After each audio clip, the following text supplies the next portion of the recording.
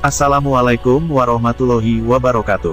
Jumpa lagi di channel Kisantos. Tema kali ini adalah tentang kisah-kisah sejarah para pejuang Islam di berbagai daerah sampai ke negeri lain. Bertujuan supaya kita tidak melupakan para pejuang-pejuang Islam, berkat jasa-jasanya hingga saat ini. Jangan lupa dukung terus channel ini dengan klik subscribe, like dan share di berbagai medsos para sobat semua, agar kami terus semangat menyampaikan tentang kisah pejuang-pejuang Islam yang ada di Indonesia hingga ke negeri lain. Ini dia kisahnya.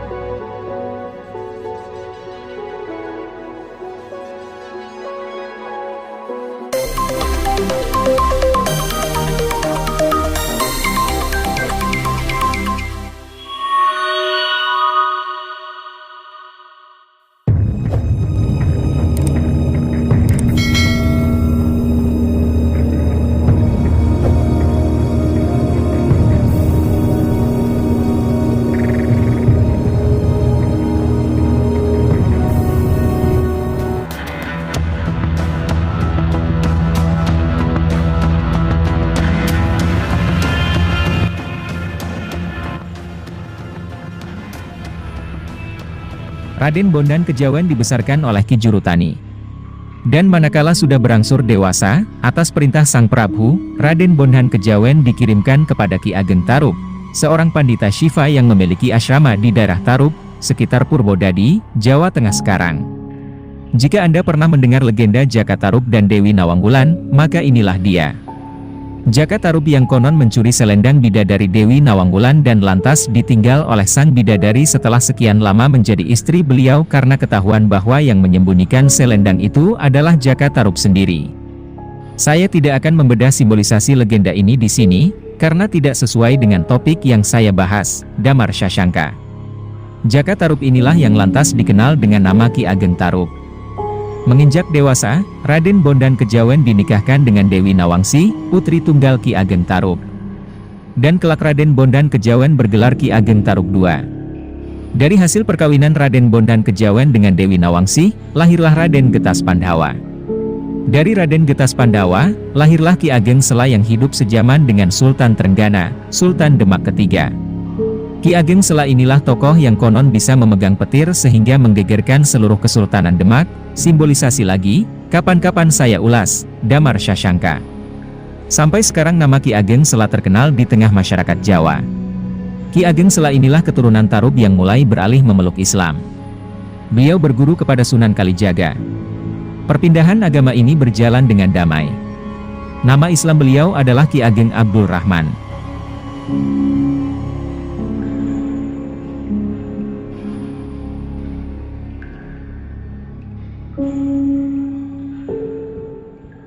Dari Ki Ageng Sela, lahirlah Ki Ageng Mangeni Sela.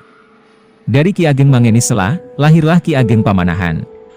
Dan dari Ki Ageng Pamanahan lahirlah Panembahan Senopati Inggalaga, tokoh terkenal pendiri dinasti Mataram Islam di kemudian hari. Panembahan Senopati Inggalaga Mataram inilah leluhur para Sultan Kasultanan Yogyakarta, para Sunan Kasunanan Surakarta, Solo, Pakualaman dan Mangkunegaran sekarang. Pengislaman keturunan Raden Bondan Kejawen berlangsung dengan damai. Raden Patah. Ingat putri Cina Tan Engkian yang dinikahi Adipati Arya Damar di Palembang. Dari hasil pernikahan dengan Prabu Brawijaya, Tan Engkian memiliki seorang putra bernama Tan Eng Huat. Dikenal juga dengan nama Muslim Raden Hasan. Dari perkawinan Tan Engkian dengan Arya Damar sendiri, lahirlah seorang putra bernama Kinshan, dikenal dengan nama Muslim Raden Husein.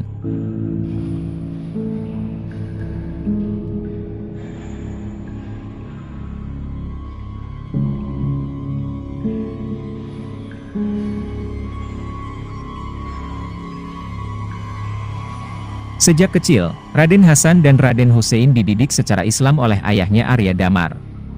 Menjelang dewasa, Raden Hasan memohon izin kepada ibunya untuk pergi ke Jawa. Dia berkeinginan untuk bertemu dengan ayah kandungnya, Prabu Brawijaya. Tan Engkian tidak bisa menghalangi keinginan putranya. Dari Palembang, Raden Hasan bertolak ke Jawa. Sampailah ia di pelabuhan Gresik yang ramai. Melihat keadaan Gresik yang hiruk-pikuk, Raden Hasan kagum. Dia bisa membayangkan bagaimana besarnya kekuasaan Majapahit. Menilik di Gresik banyak orang Muslim, Raden Hasan tertarik. Dan dengar-dengar, ada pesantren besar di sana. Pesantren Giri. Raden Hasan memutuskan untuk bertandang ke Giri. Bertemulah dia dengan Sunan Giri. Sunan Giri senang melihat kedatangan Raden Hasan setelah mengetahui dia adalah putra Prabu Brawijaya yang lahir di Palembang. Sunan Giri seketika melihat sebuah peluang besar. Di Giri, Raden Hasan memperdalam keislamannya. Di sana, Raden Hasan mulai tertarik dengan ide-ide kekhalifahan Islam. Dan militansi Raden Hasan mulai terbentuk. Ada kesepakatan pemahaman antara Raden Hasan dengan Sunan Giri. Dari Sunan Giri, Raden Hasan memperoleh ide untuk meminta daerah otonomi khusus kepada ayahnya, Prabu Brawijaya. Bila disetujui, hendaknya Raden Patah memilih daerah di pesisir Jawa bagian tengah.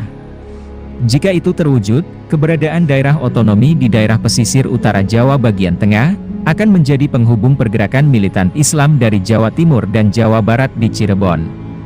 Cirebon kini tumbuh pesat sebagai pusat kegiatan Islam di bawah pimpinan Pangeran Cakrabuana, putra kandung Prabu Siliwangi, Raja Pajajaran. Sunan Gunung Jati atau Syarif Hidayatullah belum datang dari Mesir ke Cirebon. Dia datang pada tahun 1475 Masehi. Pada bagian selanjutnya akan saya ceritakan Damar Shashanka.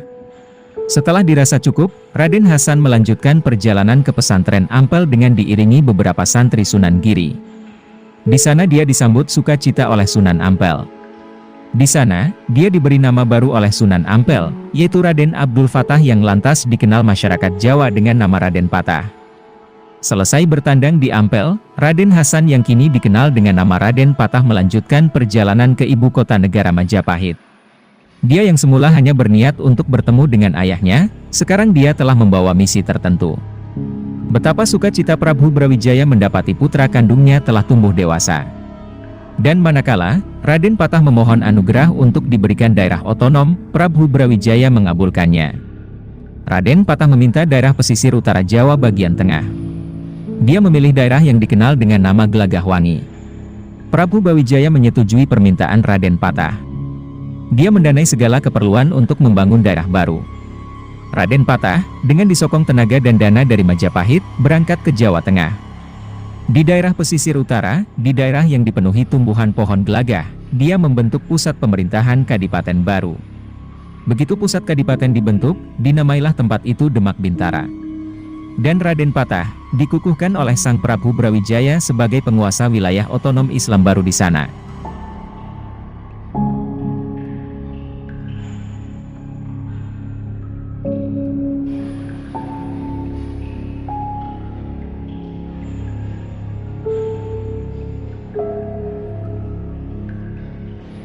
Demak Bintara berkembang pesat.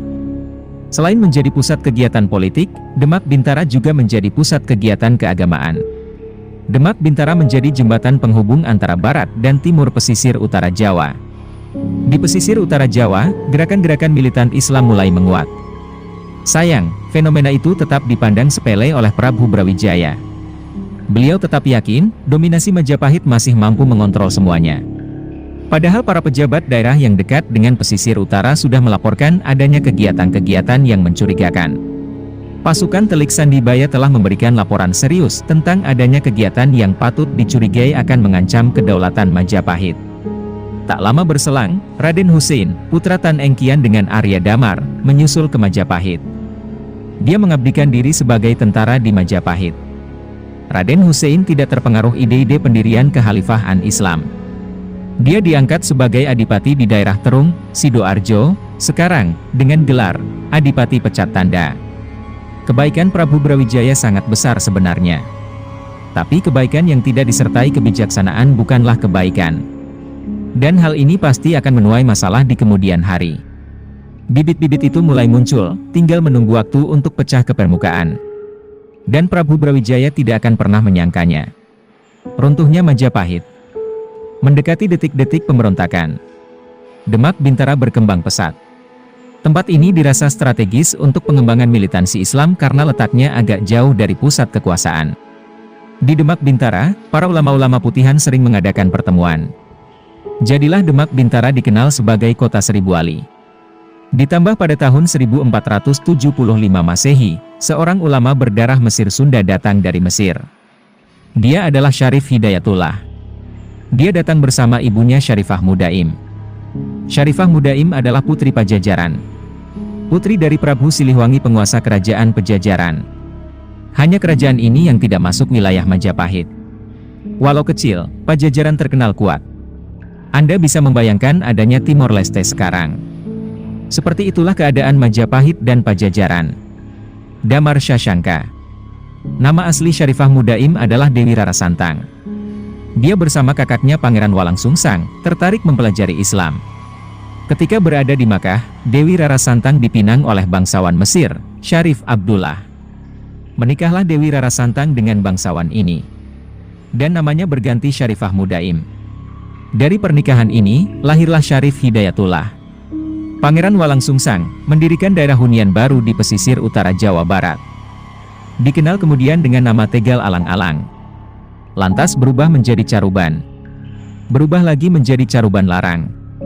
Pada akhirnya, dikenal dengan nama Cirebon sampai sekarang. Pangeran Walang Sungsang dikenal kemudian dengan nama Pangeran Cakrabuana. Oleh ayahandanya, Prabu Siliwangi diberikan gelar kehormatan Sri Manggana. Syarif Hidayatullah, keponakan Pangeran Cakrabuana lantas dikenal dengan nama Sunan Gunung Jati.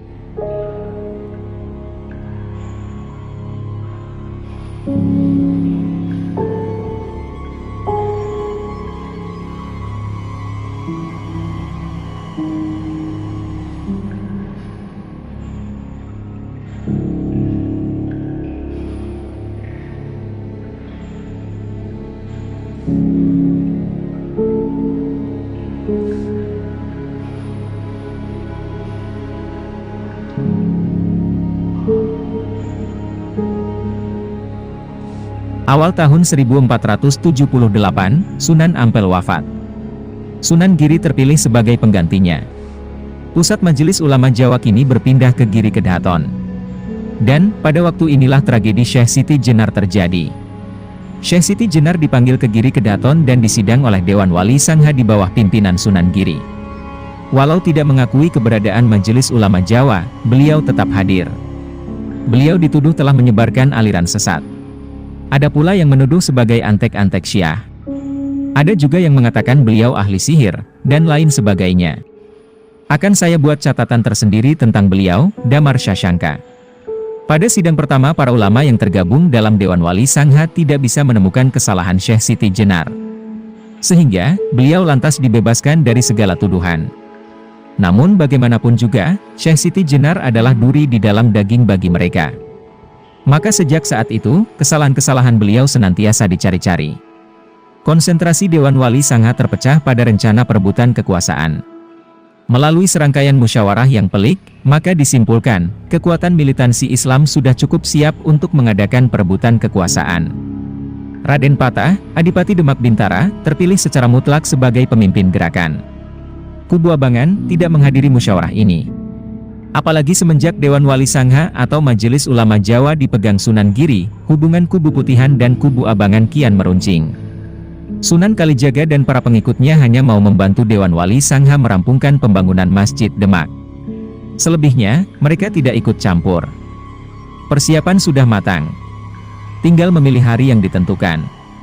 Pasukan Telik Sanibaya, intelijen, Majapahit mengendus rencana ini. Prabu Brawijaya mendapat laporan para pasukan intelijen yang ada di sekitar Demak Bintara. Sayangnya, beliau tidak begitu mempercayainya. Beliau berkeyakinan, tidak mungkin Raden Patah, putra kandungnya sendiri akan nekat berbuat seperti itu. Prabu Brawijaya tidak memahami betapa militannya orang yang sudah terdoktrin. Dan manakala pergerakan pasukan besar-besaran terdengar, yaitu pasukan orang-orang Islam Putihan, gabungan dari seluruh laskar yang ada di wilayah pesisir utara Jawa Timur sampai Jawa Barat mulai bergerak. Keadaan menjadi gempar. Para pejabat daerah kalang kabut. Mereka tidak menyangka orang-orang Islam sedemikian banyaknya.